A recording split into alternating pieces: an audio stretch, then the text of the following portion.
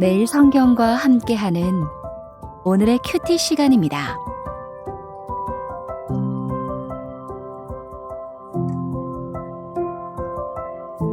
12월 15일 오늘의 말씀은 전도서 10장 1절에서 11절입니다. 죽은 파리들이 향기름을 악취가 나게 만드는 것 같이 적은 우매가 지혜와 존귀를 난처하게 만드느니라. 지혜자의 마음은 오른쪽에 있고 우매자의 마음은 왼쪽에 있느니라. 우매한 자는 길을 갈 때에도 지혜가 부족하여 각 사람에게 자기가 우매함을 말하느니라. 주권자가 내게 분을 일으키거든 너는 네 자리를 떠나지 말라.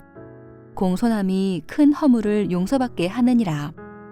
내가 해 아래에서 한 가지 재난을 보았노니 곧 주권자에게서 나오는 허물이라.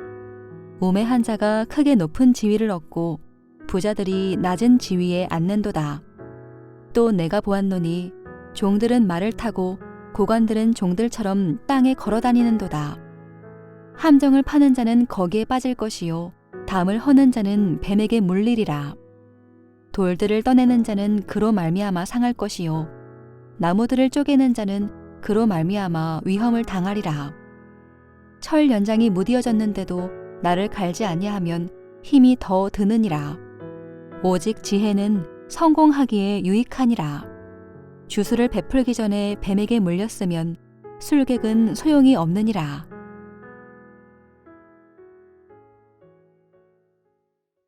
오늘 묵상할 본문은 전도서 10장 1절에서 11절입니다. 우리의 삶은 반전의 반전이 연속되어집니다. 우리는 역설이 정설이 되어버리는 세상 속에 호흡하는 헤벨입니다. 해 아래 사는 우리는 헤벨이지만 헤벨의 인생을 주시하고 주도하시는 우리 아버지 하나님은 영원히 전능하시며 완전하신 분입니다. 인생을 즐기는 축제의 절정에 향기름이 사용됩니다. 하나님께서 허락하신 오늘의 삶을 기뻐하며 즐거워하는 향유를 뒤엎어버리며 하나님의 선물로 받은 복된 지혜와 존귀를 악취가 나게 하며 난처하게 만드는 것이 있습니다. 바로 적은 우매입니다. 죽은 파리 하나가 향기름 전체에 악취가 나게 하는 것입니다. 향기로운 오늘의 삶이 작고 사소한 것 하나에 향유하라고 주신 오늘이라고 하는 선물이 괴로움이 될 수도 있음을 기억해야 합니다. 이것은 어제 묵상한 9장 18절의 말씀의 해석으로 볼 수 있겠습니다. 얼마 전에 받은 과일 한 상자가 기억이 납니다. 한 개의 썩은 과일이 박스 안에 많은 과일의 부식에 영향을 미치고 있음을 보고 얼른 끄집어낸 일이 생각납니다. 코엘렛은 전도서 10장에서 많은 선을 가진 아름다운 공동체를 무너지게 하는 우매한 죄인의 모습을 소개합니다. 먼저 2절에서 4절입니다. 그는 자신의 우매함을 떠벌리고 다니는 자입니다. 주권자의 분노와 그의 백성들의 반응입니다. 지혜자의 마음은 오른쪽에 있고 우매자의 마음은 왼쪽에 있다고 하는데 오른쪽과 왼쪽에 무슨 의미가 있는 것일까요? 확실한 것은 우매자와 지혜자의 마음이 바라보고 있는 방향이 서로 다르다는 점을 분명합니다. 우매자는 개인적인 공간이 아닌 공동체 지체들과 함께하는 길 위에서도 지혜가 부족하며 우매하여 자신의 어리석음을 떠벌리고 다닙니다. 지혜로운 마음을 가진 자는 주권자 앞에서 공손함을 유지함으로 큰 허물을 용서받고 위기의 공동체를 건져내게 됩니다. 5에서 7절은 해 아래 헤벨의 공동체가 당면한 재난 상황을 소개합니다. 주권자로부터 빚어지는 허물은 무엇을 말하는 것일까요? 주권자가 지위를 주는 일에서 일어나는 허물인지 주권자가 바른 주권을 행사하지 못해서 일어나는 결과인지 분명하지 않습니다. 부자들이 낮은 지위에 앉는다는 것이 재난과는 어떻게 연결되나요? 종들은 말을 타고 고관된 종들처럼 걸어다니는 상황을 통해 무너진 공동체의 질서를 보게 됩니다. 공동체의 재난은 바로 주권자의 허물로부터 일어났다고 분명히 말합니다. 오늘 우리는 주권자들이 정의롭고 공평하게 권위를 행사하도록 기도해야 합니다.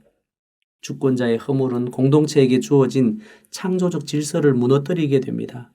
무능한 주권자 한 명은 공동체 전체를 파괴하는 무서운 암적 요인이 된다는 것입니다.